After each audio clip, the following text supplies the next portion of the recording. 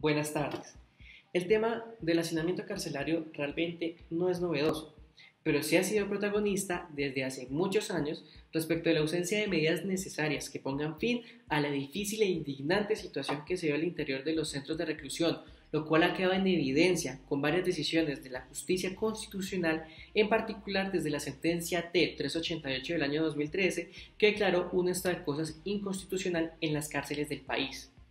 Con la difícil situación que atraviesa el mundo a causa del coronavirus COVID-19, se hace aún más importante que el gobierno nacional tome medidas respecto a estos ciudadanos, quienes están en un mayor riesgo, dadas las precarias condiciones en que se vive al interior de estos establecimientos. El mismo profesor Rodrigo Primni, en su columna del pasado 12 de abril en el periódico El Espectador, había indicado lo siguiente, abro comillas: puede haber cárceles que sin estar hacinadas no aseguren condiciones dignas de reclusión, pero lo que no existe es una cárcel hacinada que respete la dignidad de los internos.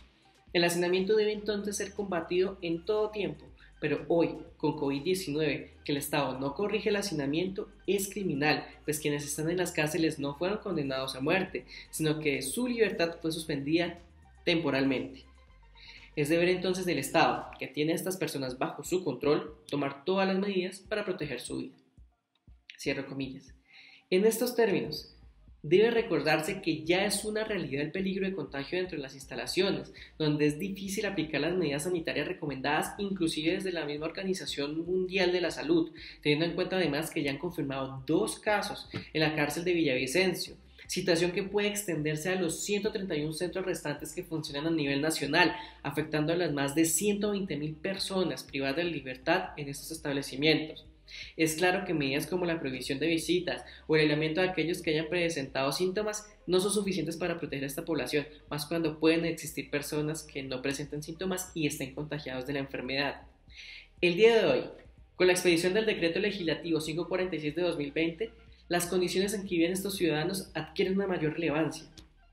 Pero hay que ser muy claros, este es un decreto que se demoró mucho en su fase de estructuración. Se entiende que hay muchas entidades que intervienen, pero precisamente en estas emergencias hay que evitar tanta burocracia. Situación que se empeora si se tiene en cuenta que la ministra de Justicia, Cabello Blanco, indicó que se trata del primero de más decretos que se proyectan para otros delitos y dependen de la ejecución del primero.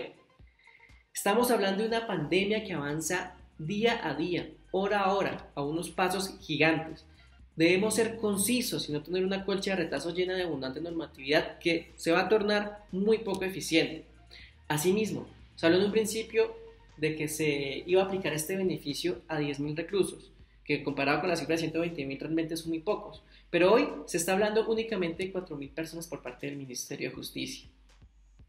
El artículo 6 de este decreto incluye demasiadas exclusiones en su aplicación, dentro de la cual seguramente existen más conductas consideradas no tan graves ni tan violentas en atención al estado de emergencia económica y social en el que nos encontramos, a las que podría cobijar en una medida como esta, y de manera inmediata, sin dar más largas ante una eventual crisis que se nos avecina. La instrucción de que las personas ya enfermas no salgan de las cárceles y que se agilice la salida de personas sin brazalete y sin caución sí aporta, pero realmente este aporte no es suficiente. También hay que tener en cuenta que el envío de listados y el trámite ante diferentes jueces es dispendioso y genera una natural congestión, aprovechando pues toda la coyuntura en que nos presentamos. Aunado a una posibilidad muy restringida de otorgar la libertad, si se analiza en su centro todo lo que tiene que ver con el decreto y la normatividad que propone,